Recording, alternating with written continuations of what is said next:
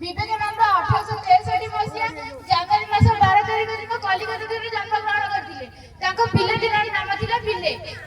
ବିଦ୍ୟାଳୟରେ ନାମ ଲେଖିଲା ବେଳକୁ ତାଙ୍କ ନାମ ହେଲା ନରେନ୍ଦ୍ରନାଥ ଦତ୍ତ। ତାଙ୍କ ପିତାଙ୍କ ନାମ ଥିଲା ବିଶ୍ୱନାଥ ଦତ୍ତ ଏବଂ ମାତାଙ୍କ ନାମ ଭୁବନେଶ୍ୱରୀ ଦେବୀ।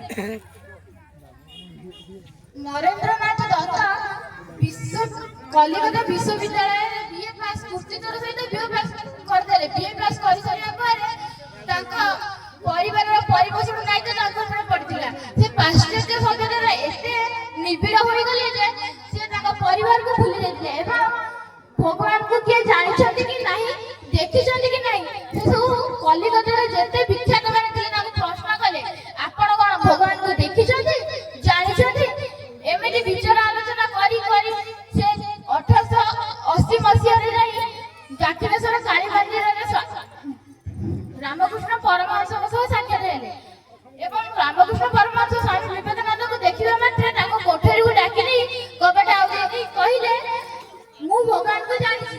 ଆପଣ ସେହି ପ୍ରାଚୀନ ଋଷିନର ନାରାୟଣଙ୍କର ଅବତାର। ଧରାପୃଷ୍ଠରେ ଲୋକମାନଙ୍କର ଦୁଃଖ କଷ୍ଟ ଦୂର କରିବା ପାଇଁ ଧରା ବନ୍ଧନ କରିଛ।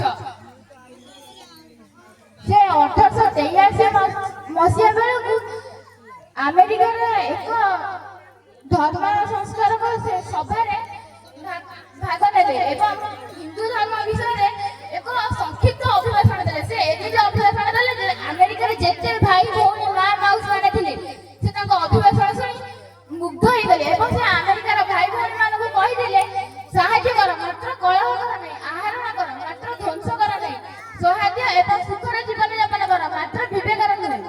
ଜୟ ହିନ୍ଦ। हाँ गीत प्ले करवा गीत प्ले करवा गीत दुटी पर कार्यक्रम संग हो शांति